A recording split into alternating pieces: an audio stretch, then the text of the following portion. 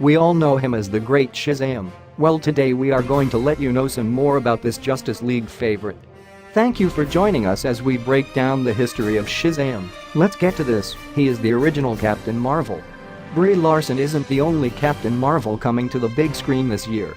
Long before he was called Shazam, this character went by Captain Marvel in his first appearance back in 1939.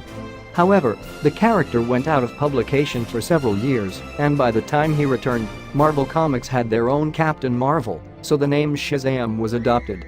In the beginning of the character's history, he was not owned by DC Comics. Captain Marvel was Fawcett Comics' answer to the Man of Steel. However, Captain Marvel might have been a bit too close to Superman for DC Comics' liking, and they sued Fawcett for copyright infringement.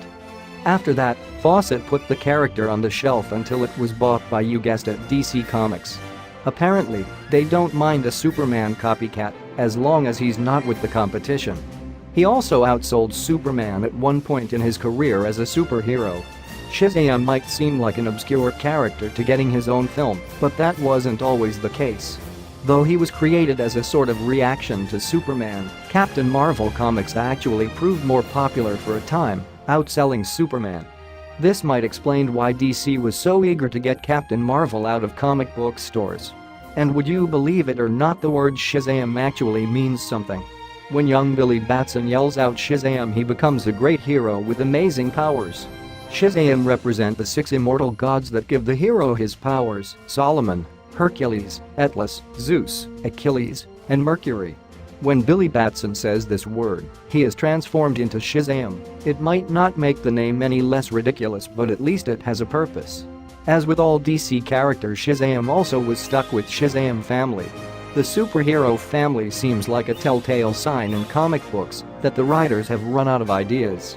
Along with Billy Batson as Captain Marvel, there was Mary Marvel, Billy's long-lost twin sister, Captain Marvel Jr., Billy's friend, Freddie Freeman, Uncle Marvel, among others. The character has also had a long road to the big screen. Fans of Shazam will remember the character has had a tough time getting to the big screen. Talk started in the early 2000s. Several writers, directors, and actors linked to the project over the years, with directors like Peter Siegel, who did The Nutty Professor 2, The Klumps. Another fact we could not leave out of this video was to mention that his main archenemy is Black Adam. When Adam, who lived in ancient Egypt, says the magic word Shazam, he is transformed into Mighty Adam, who is soon corrupted by his powers. Mighty Adam kills the pharaoh and assumes the Egyptian throne. Angered by this betrayal, the wizard Shazam renames his errant champion Black Adam and, unable to revoke the powers he gave Adam, banishes him to the most distant star in the universe until he returns years later to fight Shazam. The character's crown achievement is becoming one of the main members of the Justice League. Shazam has been a great asset to the League throughout the years.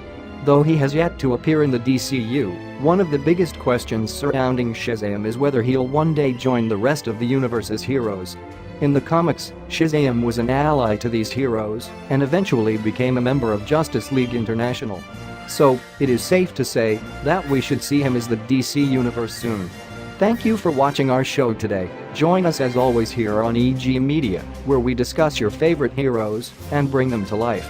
As always, if you like what you see, please like, share and subscribe. Goodbye for now.